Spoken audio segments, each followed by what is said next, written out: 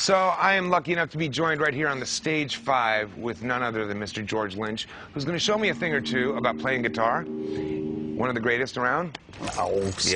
Yeah, wow, you know, the humility thing's working, but you know, we all know the real deal. Well, you were playing Mr. Scary earlier, and I know that everybody loves that, and I wanted to learn the riff. And if you could show me that, that would be... Yeah. So it's an F sharp. Absolutely sick. And it's, you know, with this sound, I don't know how clear it is, but it's a damn Lynch pedal. Okay. So real quietly, I'll just...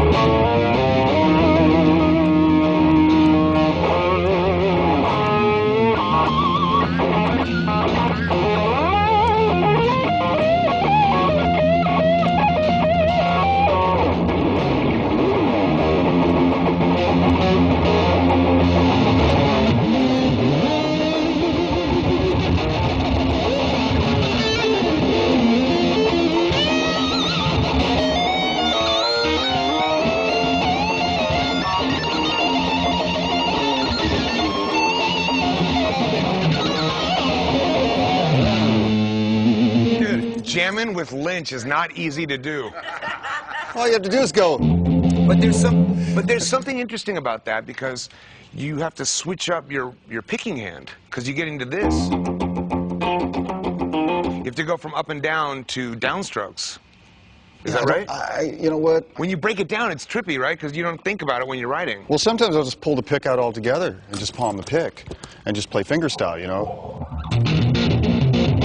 Wow.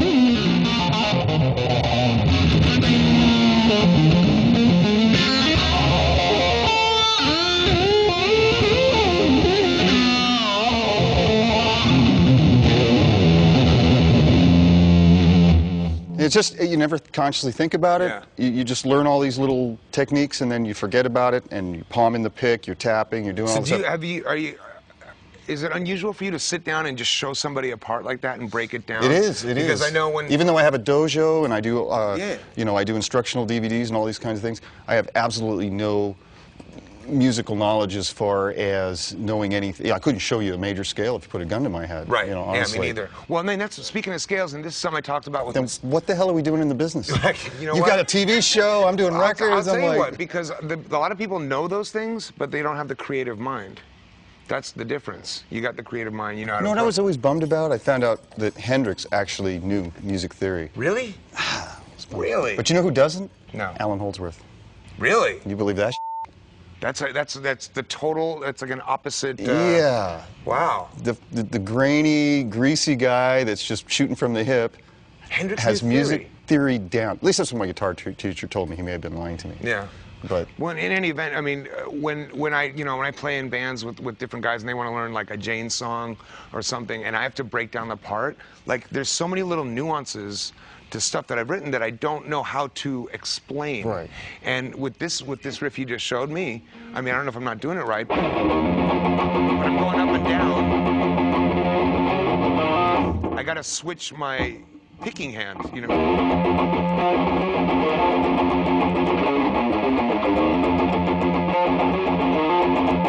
You know what I mean? It's just... I think pretty much I stick to alternate picking. Let's take a look. Know, back and forth. So.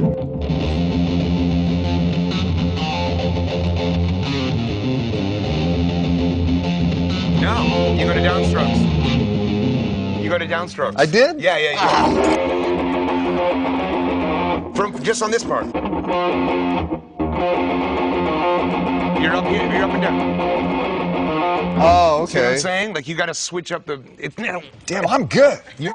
Hey, you see how Lynch put that is together? So hard. I thought about that and everything. Yeah, man. No, I didn't. So you were. Well, that's not hard. So no, but I mean, it's interesting to talk to someone who wrote something that's such a part of you, and just like to try and explain it to somebody else. That's why, you know, people have asked me a lot. You know, can you sit down and show me some stuff? I can't do it.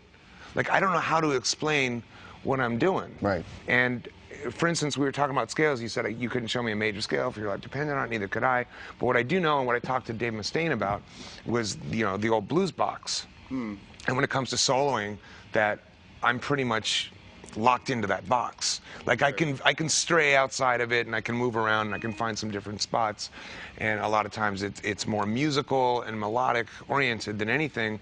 But how do you, when you, like, say if there's something going on in F sharp? Well, let's say G. Let's say G. Okay, G. Okay. So we're and we live in the box, right?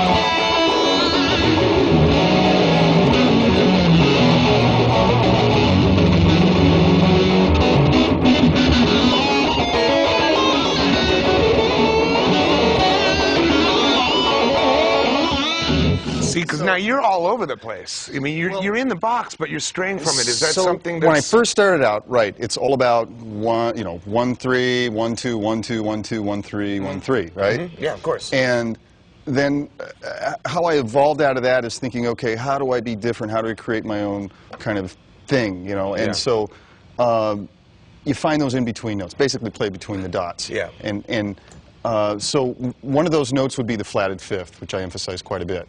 You know, so instead of the C on the G string, C sharp. You know, and that gives a little exotic feel. Yeah, so instead of that, I go.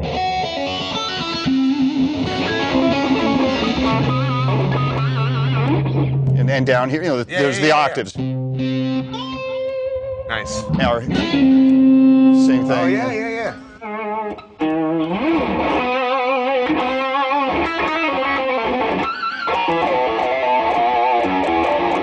Combine that with the major third. Yes. You know, I do a lot of that. Now combine the major third with the flatted fifth, and you get. Oh, nice.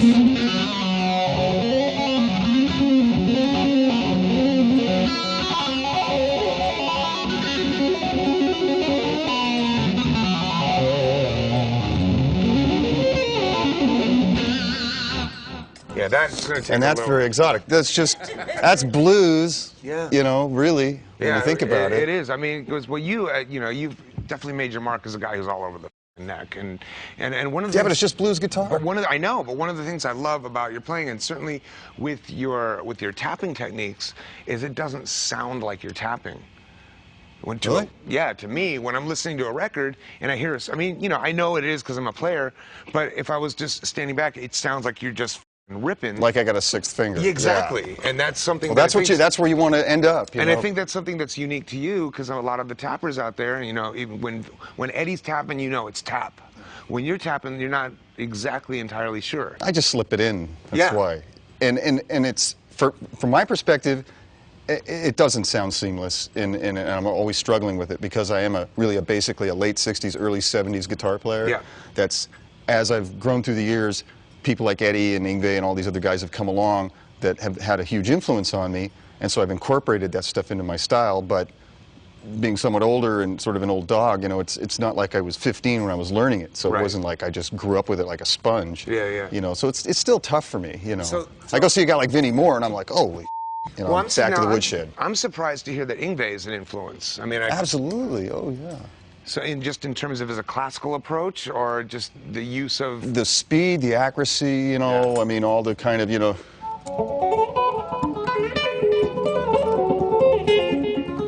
Are you a sweeper? Do you like do that arpeggiated stuff?